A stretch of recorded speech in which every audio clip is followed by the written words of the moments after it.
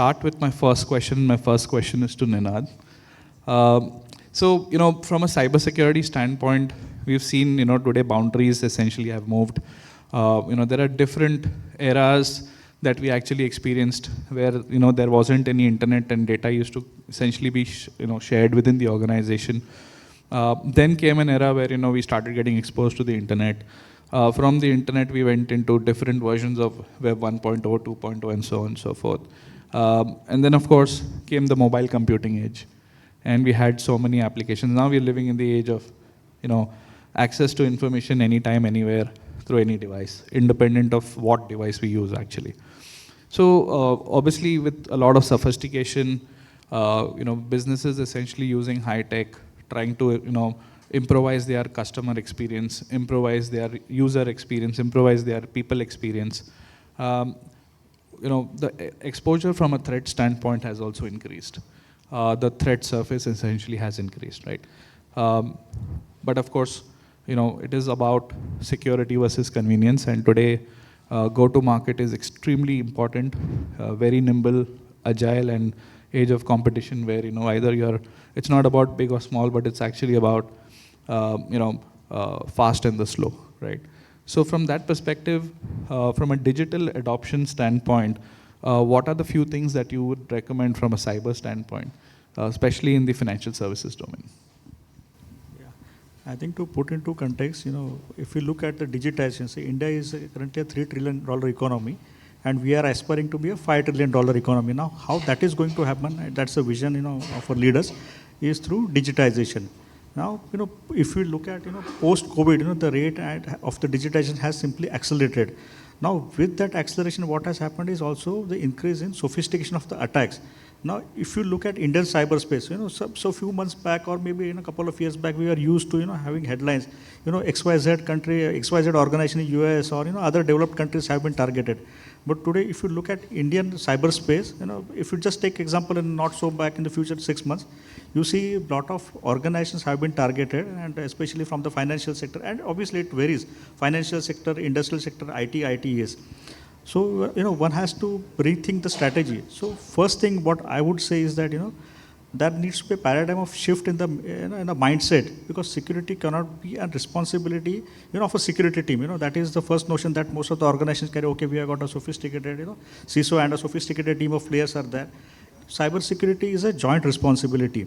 So in this wake of, advanced threats, I would suggest that, there has to be a more collaboration, more dialogues between the security teams and the business teams, and they also have to agree on, what could be the roles and responsibilities each unit should carry. So for example, that could range from, a kind of security awareness program to, from the businesses, avoiding shadow IT, because as you are pointing out, the digitization, it's very easy nowadays, just to go and, launch a SaaS-based platform or, have your own website, published.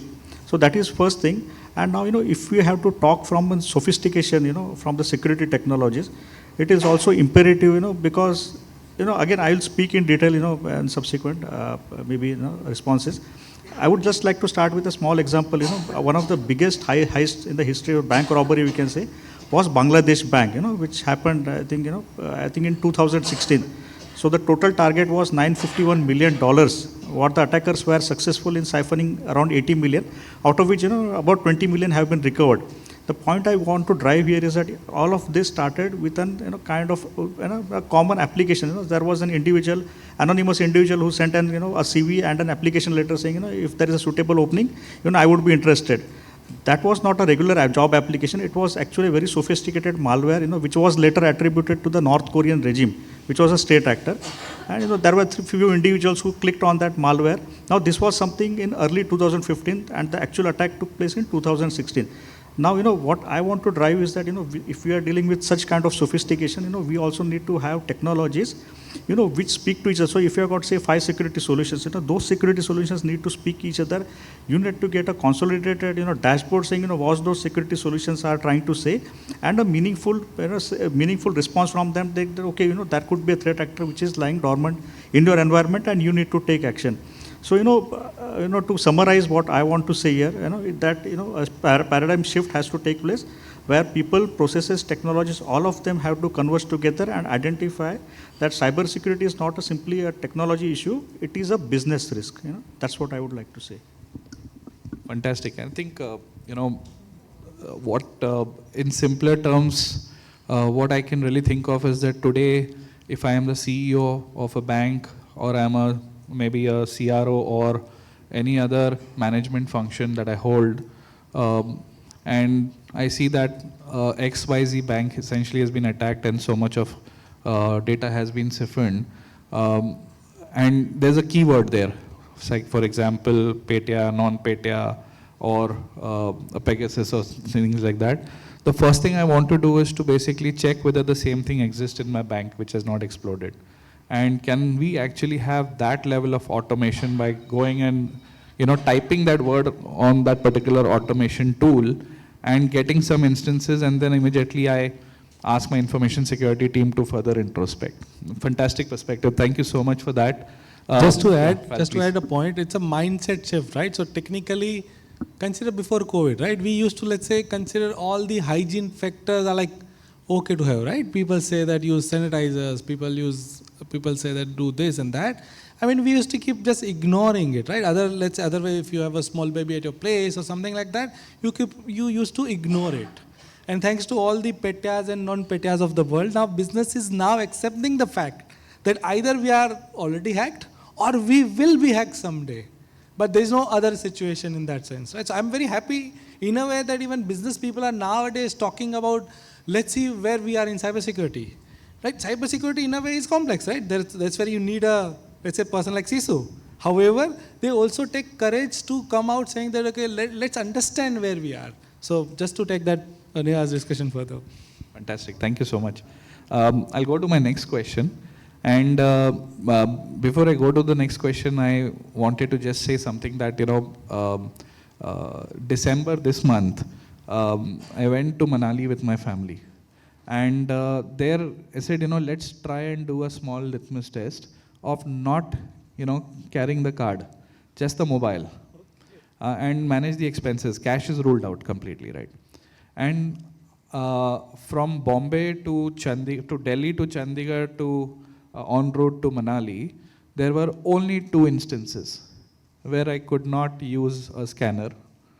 And those 2 instances were in a place which was a metro city called Chandigarh. And when we went to the remotest of places, where even in the cold of -3 degrees, we actually you get those Maggie stalls and all of that in the cold places. We were able to. There was no network, by the way, under the mountains. So we asked the locals, how do we scan? They said, we will give you a hotspot. We'll give you a hotspot and we'll be able to scan. Now that's the power of our country. 2017, when the Honorable Prime Minister basically mentioned that he will make sure that there's going to be a complete digital inclusion, and that's the power. 2023, we could see that happening, right? So I think, coming to my next question now, I just wanted to emphasize on the fact that, we are transforming, and we are going to go to the next level even beyond this, right? So from that perspective, attack surface increases, of course. Now, let's try and understand, Fal, from you, how essentially are we going to look at a balance, because we are exploding, artificial intelligence is coming in. One more challenge with respect to unethical AI, digitization, blockchain, right? The problem is only increasing, it just started, right? So for CISOs, so what do you suggest, should be the posture from a CISO standpoint?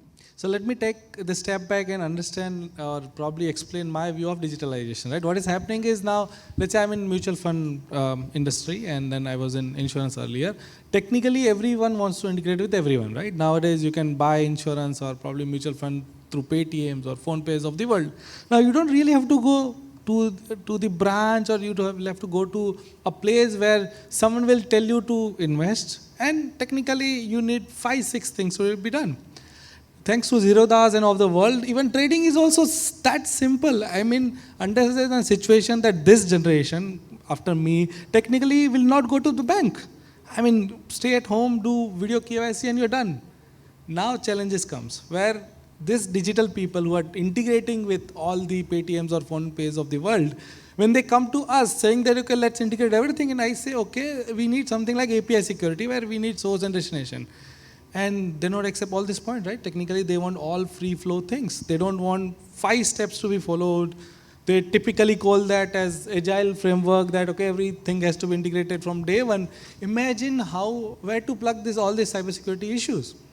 Now, technically they understand that cybersecurity is important, but it is very important to explain and make them understand and realize that if something is not happening, we probably will be in trouble. Now, these are all digital issues, right? We probably all these issues would be facing almost every day. Let me also talk about AI issues. Any Rajinikanth fans in the room? Rajinikanth fans? Do you remember Robot movie? Like, he was AI, right? Now, AI technically is a maturity model, right? So let's say if I implement a SIM kind of solution, that has to be there in my ecosystem at least for a year, more than that. Now, imagine this AI can be manipulated, right? Because like we are smarter, we call ourselves are smarter, but attackers are better, right? Now imagine a beautiful attacker comes like Aishwarya Rai. AI can be manipulated by that, right? Rajinikanth was totally, manipulated. Imagine Rajinikanth was technically a military man to control or to fight a battle. However, in our ecosystem, all the SIM kind of things, we need manpower to even understand that AI. Right? Because AI you cannot measure. We understand that SIMs or SOARs or dark webs of the world, all these technology solutions are so beyond technical understanding. We really have difficult time even implement all these AI controls. And a maturity model, right? How do you have resource who understand all the AI new rules? Then resource challenge also comes in the picture. Now, while we talk about digitalization, AI and cybersecurity challenges, technical, this is reality. We always go, in a catch-22 situation where someone probably can hack into a system and you don't have any clue, right? Great. Absolutely, and I think a great example, the way you actually explained. My question to Ninad essentially is on the emerging trends and technologies that financial institutes are seeing today, and many times organizations don't even know that they are sitting on a cyber attack. Because that malicious file essentially is sitting and collecting a lot of information till the time they don't hold you for ransom. So what do you think are similar trends and upcoming trends that one really needs to watch out for? Yeah, so to respond to this question, let us first look at what does a modern threat landscape looks like, and let us also understand who are the quote unquote threat actors. Now, when you talk about threat actors, or any attack which is been conducted or perpetrated, there are one of 4 threat actors, and there are 4 primary categories. So first are threat actors which are motivated by financial gains. These are financial cyber criminals. So most of the attacks you see are perpetrated by this category of attackers. Then there is something called as hacktivism. Now, hacktivism has gained prominence since Russia-Ukraine war, where there were opposing parties. And basically, if you have to define hacktivists, these are individuals with very sophisticated capabilities who are motivated, say, ideologically, they have got their own social ways or, religious ways. So one of these, ideas motivate them to conduct attacks against, those entities whom they think, are opposed to their, mindset. Third is, we would say script kids or individuals who are motivated or who seek thrill, by attacking somebody. So they could launch an attack and, if they manage to compromise something, it gives them a sense of happiness saying, I managed to take down a huge entity or compromise something. And this could range from your college kids, there are 18, 19-year-old kids who are conducting some of those attacks. If you have to talk about, I think, Uber Bridge, it was carried out by some 18-year-old, gentleman sitting in UK. And then, there are some called as nation-state actors, like I attributed to the Bangladesh. So, the lines between these are blurred. There could be nation-state actors who are motivated by financial gains. Now, if you have to take, bit example, and give a perspective on that, North Korea. If you watch those North Korea, they keep on, advertising their missile programs every now and then. Every quarter or 6 months, North Korean president would come with a huge fanfare and show off the missile programs. Now, North Korea hasn't got any developed industry. These are one of the countries, who have been affected by sanctions, along with Iran and Russia. So, where do they generate the kind of revenue to sustain a missile program? And mind you, running a missile program is, it's a very expensive thing. So, according to some reports, North Korea has an army of, say, quote unquote, 7,000 people who are working full time for the North Korean regime, and their only objective is to generate revenue for the government. So, so these are the kind of adversaries whom we are against. Now, if we want to understand, what kind of technologies do we have in place, to stop against this kind of attacks. So again, one important aspect which we also need to consider, and which I think Phil also covered, that, it's not that any organization cannot be 100%, say that, okay, we will never get compromised. Today, the sophistication and the frequency of attack means that, you are likely to fall victim to one of the successful cyber attacks. So cyber resiliency is a must, you need to understand, what kind of steps would you take, if you are under a successful attack to recover fast, that is important cyber resilience. If you have to go one step back and, understand the technologies. So first I would think, that if you have to deal with this kind of wave of attacks, automation is a must. So there are technologies like SOAR, where you aggregate the signals from multiple security solutions, and instant response is automated. So if you feel that there is an IP who has got a poor reputation and is trying to access one of your websites on a frequent basis, process has to be put in place that that IP will automatically get blocked without a human intervention. I would also say that the earlier, if I have to attribute the earlier example, where a kind of a 951 million heist was attempted, 80 million was stolen, and this was the result of a successful email attack. So you have to strengthen your email security. There are solutions which can kind of do an API integration with your mailboxes. So if your email security gateway fails to stop certain attacks, those attacks can still be addressed. Right. Not only that, probably one single attack can trigger a massive response across the organization, and all those mails can be stopped. You can do dark web monitoring. There are a lot of credentials. A lot of credentials are stolen because of some malware attacks.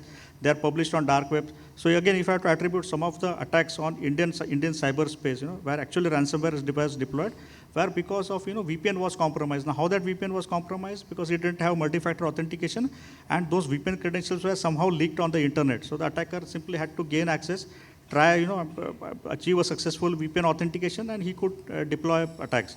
Now, obviously, you could go on, you could deploy WAF, which again would stop attacks, from your web applications. Again, if you have to look at, AI and ML-based solutions, I think we all will agree that the era of, traditional antivirus is over. Now, to deal with the sophisticated threats, we need to have EDR solutions, which not only do signature, that means, they will not only understand the pattern if a malware is trying to, infiltrate your environment, but they also understand that, okay, XYZ, 1, 2, 3, if these behaviors are, done in the sequence, that means this is going to be a malicious activity. So, and we could go on, and then, one more effective exercise, what I feel, could be carried out is a red teaming exercise. A lot of organizations conduct, VAPT, but red teaming goes beyond, penetration testing, where an attacker, obviously it's your own trusted party who actually understands what are the weaknesses in your external assets. One, how can they be exploited? Two, what happens if they are exploited? Those are actually business risks which help, kind of risk prioritization. Right. So I would feel, some of these. Absolutely, and in fact, I'm, very confident that, the Indian regulators essentially have picked up this trend, are forward looking, and put it in the directives and the circulars which keep coming, the business way, right? So I'm sure that is already there. I'll go to my next question now. And before I go to my next question, I wanted to give you an example of a very typical cyber attack from a human sentiment standpoint. And please listen to this because it's very interesting that, interesting story that we went through. And this was again a part of impersonation. Honorable Yashasvi Yadavji basically spoke about the journalist issue and how the psychological safety was put to risk. Similar episode essentially happened when a child who was in her 10th standard, her photo was morphed and put on social media platforms with a lot of illicit messages, and was threatening. Then the mother stepped in, they took the mother's picture also, and then they posted.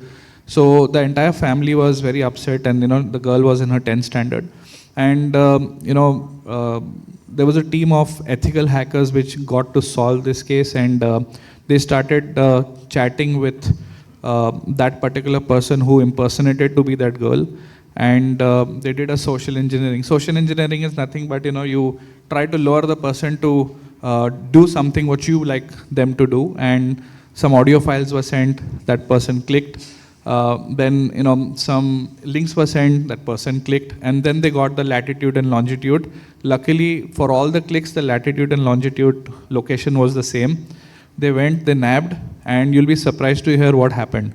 It was a boy in the same tuition class who was trying to disrupt this particular girl's studies because she was in 10th and she was getting good marks. The story doesn't end here.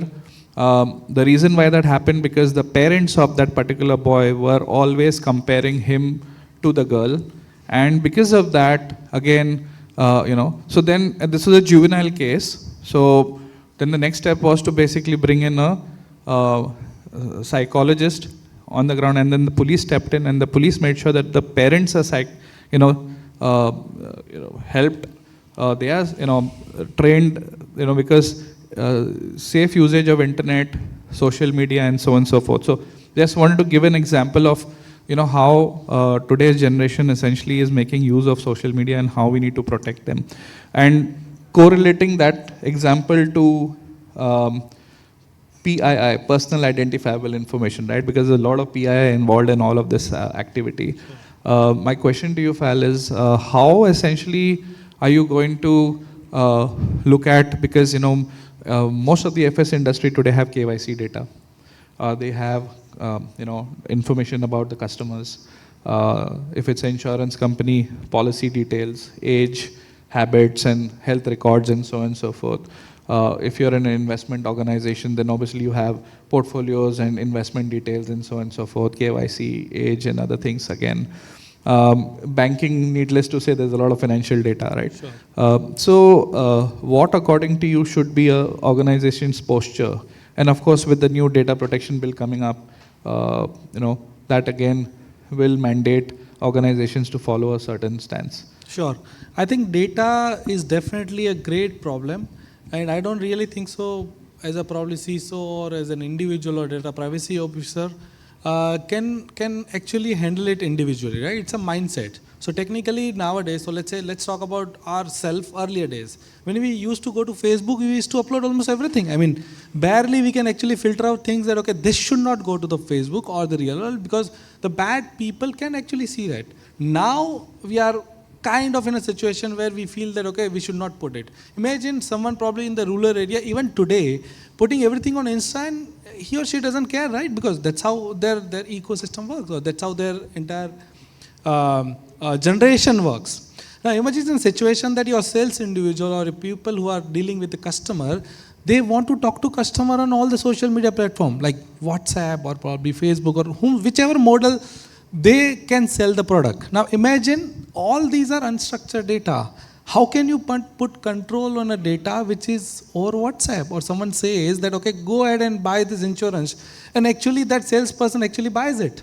Now imagine, this is a routine scenario, but let's say if there is a conflict, how can you go back and track and probably arrest that individual who actually says everything on Facebook or probably on a WhatsApp platform? Now, this is the situation which is happening in the actual real world, where all the customer information or all the data is on the unstructured format, typically where we have in Excel out of our CRM system. Now, to move to the more matured ecosystem, we need mindset. We need to explain people saying that data kept at Excels or let's say your Gmail IDs or WhatsApp cannot be tracked. You cannot put controls over all your WhatsApp. Second, as we grow further, we have more people or customers coming on social media. Nowadays, I mean, you also would have your customers saying that I don't need any email statements, send me your WhatsApp. I mean, this is a real scenario. You cannot control it, because if you stop it, let's say it's a CISO or a CEO says that no social media, you will be behind the competitor, because the other mutual fund houses or insurance companies would be doing the same practices. The third problem is all these data are unstructured. You can actually click a photograph of a customer, probably the image of the Aadhaar card or so, and so much data is lying at your branch offices, because customer data is technically coming on the real physical norms. Thanks to the Aadhaar Act and other rules or regulation which says that, okay, you can probably, remove that Aadhaar number and so. But imagine the practice is still in work in progress way, right? I mean, no one can technically say that I'm 100% digital and I don't entertain all the PIIs. So I would like to touch upon two areas. A, there's a mindset or a culture shift needs to be done where probably our CXO from top even to the individual who talk to the customer will have to have a mindset saying that, okay, let's say let's not accept the information over all the WhatsApp or social media platform. I mean, that's a rule. B, it's a mindset shift because we'll have to also convince the customer, which is the difficult part of it, saying that if let's say you don't give your data on WhatsApp, I will go with some other companies, right? That's a hard rule. B, once we have all the information in our ecosystem, we'll have to also see all the rules around it. I mean, there are rules of data localization, but for analytics, some of the other tools probably take the data outside country. How can you actually patch it?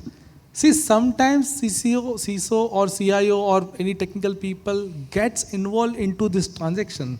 But imagine many times the digital team actually takes everything. You are probably the outer thought. I mean, this is reality. That's where the complexity also increases. So what probably strategy, one thing I would say that it's a mindset shift. We'll have to make a culture shift and probably tell people again and again, probably tell the CXOs again and again, saying that we'll have to improve our practices of handling the customer information. And the best examples are all the hacks and everything, right? Once, let's say, Jamrata and all the use cases are coming, technically it helps to change the mindset. And as we keep on growing, this is evolution, right? I mean, there's no rocket science or a magic stick which can be run in that direction. Sure, thank you. Ninad, your views on privacy and PIS handling? Yeah. I think Phal has very well covered, the implications. What I would see is as a measure, techniques like data governance and data encryption have to be taken in place. Where if there is a PI data, you have to ensure that it is protected by some form of encryption. Even though it falls at a wrong hand, it's still people are not able to make sense of what that data is, especially in the today's era where data exploitation or stealing the data has become a very big business, which leads to various other scams. Right. Thank you so much. Ninad, we'll let you continue with the mic because the next question is for you. We've spoken so much about security, and I'm sure the audience essentially, I hope it's not an overdose, but let's talk about something different, and that is trust, right? Customer trust, very important. And from a customer trust perspective, any breach to the organization will hamper the trust. When we see that banks are getting compromised, we all worry, I hope my money is safe. First. Second, we also worry is that the bank that we have subscribed to, where we have basically put in our hard-earned earnings, I hope they are aware that they are not getting hacked, right? All these questions are basic questions that come to our mind. So, now look at the perspective when an organization, especially a financial services organization, gets compromised, right? Nobody is hack-proof today. We understand that.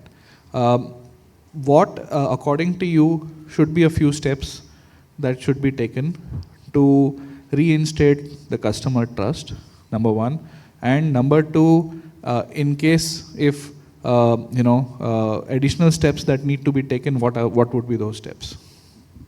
Yeah, I think if you have to just give again context to this, what happens when our financial organization gets breached. There are 4 clear ramifications of this. First, there are monetary losses. Like the example of Bangladesh banks or various other scams. And organizations tend to lose money. Then there is increased regulatory scrutiny. Then there is an erosion of customer trust. What's the original question? Customers don't feel safe interacting with that particular financial institution. And second, you are in breach with the regulatory and legal compliances. Now, the first thing what I would suggest for the enterprises to have is a very sound incident response plan. As I mentioned earlier in my previous response, security is a joint responsibility from with the security team as well as the business team. So what is important, in this today's era, and there is a term which has been very recently coined as called as cyber resilience. So cyber resilience defines the ability for an organization to be operational and during an ongoing cyber crisis. So an incident response plan, and if I have to further elaborate, on this incident response plan, there is something called as incident retainer services. What that makes is, there are, big four or big fives you can engage with who bring those sophisticated incident response capabilities. So, during a time of incident, when there is a crisis and chaos everywhere, you know that who you have to call, and those experts come in providing a very sound response. So that is one thing. Then, increased cyber drills, because again, tomorrow what if you're an unfortunate victim of a ransomware and your data gets locked and you are not able to fulfill your customer obligations or other stakeholder responsibilities, how do you recover back? So, there are cyber drills where, you could simulate those kind of scenarios where, different stakeholders could come together, some who are in charge of communicating to the, external regulators or other stakeholders. And there are those technical teams who have been tasked with, rebuilding the data or ensuring that those systems are up. So these are some kind of measures we have to take. And, obviously, the most popular testing where, DR and BCP drills, where if you are doing a DR or BCP drill, say once in a year, with the increased demand of, or the increasing threats what we are seeing and the sophistication, probably you might have to rethink your strategy and, understand that whether or not we could increase the frequency of DR drill, do it, once in 6 months. Or I would even again say that, probably what is the reason of most of those attacks being successful? It is some or the other, there is a patch which is missing here. And, believe me, when there is a popular term saying, what is the biggest threats? And, most of the organizations will say that these are zero-day attacks, these are advanced persistent threat attacks. But, if you actually go through the successful ransomware attacks, most of the attacks are, done, exploiting some kind of patches which are not patched since 2019, 2020. So, a good vulnerability regime or, good vulnerability hygiene would enable that, your systems are patched and you don't easily fall victim to a cyber attack. So I think in the wake of, increased attack, these are maybe these are not a comprehensive list, but these are some of the key lists or key actions if you take. You could not be easily compromised by the threat actor, and two, even if you're compromised, probably it could help you recover faster than what you would expect, in case you are not prepared. Sure. Thank you so much. My next question is, and we have 3 minutes to go. So it's more about the collaboration. Today we see that a cyber attack has happened. Organizations' reputation is at stake, so they will go ahead and patch. Regulators are asking that you have to report every incident within a stipulated period of time. There are questions which come from the central ministry, which is CERT, Computer Emergency Response Team of India under Ministry of IT. There are other obligations as well, independent investigations have to be evaluated and then reports have to be submitted. Now my question here is that enough? Or community at large, right, needs to understand what issue essentially has happened and why, without dwelling the confidentiality. Absolutely. I think this is bang on question because this is largely felt than actually discussed, right? So you are on an attack. Technically as a CISO, you cannot share on public things, right? I mean, there's a situation where you see that, okay, this is a situation as an internal thing and you cannot go to public or social media or anywhere, right? Now, I would like to talk about the regulatory aspect, right? Technically, let's say if you feel or probably if you prove that you're breached, obviously you'll go ahead and report everything to the regulator, right? But B, you will also need a kind of help from industry experts or your community partners that how they handle this situation, right? I mean, over the period of time, I'm sure like me or let's say other CISOs would have already experienced this kind of attacks. And sometimes the attacks are so large that it's on public, but sometimes the other areas, you don't really go to public. Now, this is where the community helps. This is where when you get to meet, like I'm happy that we are meeting here with a lot of people. If I have some problem, I can just ask Akshay saying that, okay, look, don't go public or don't talk to anyone, but I need help. The community actually helps. So we have a lot of WhatsApp groups, and I'm sure everything is real. I mean, A, you'll have to talk to people to show your front door of your place. B, you'll have to also show that what is in your backyard. So this is where I can, let's say, forums like this, I can actually talk to people or coffee or so, saying that, look, I had some problem. Maybe I am not prioritizing, or maybe my business is not prioritizing this particular situation. However, can we do something around that? And this mindset of opening up with one-to-one, and I can't go to public. Technically, I can't put my WhatsApp status update saying that I've hacked, right? I mean, no one would do that. But the idea is when I talk to people like this communication helps. So community, I think it's a best solution for this kind of problems. Yeah, I think, I would tend to more or less agree, it's something which we have to tackle jointly, yeah. Yeah, no. So there have been some communities in the US which been doing this now, and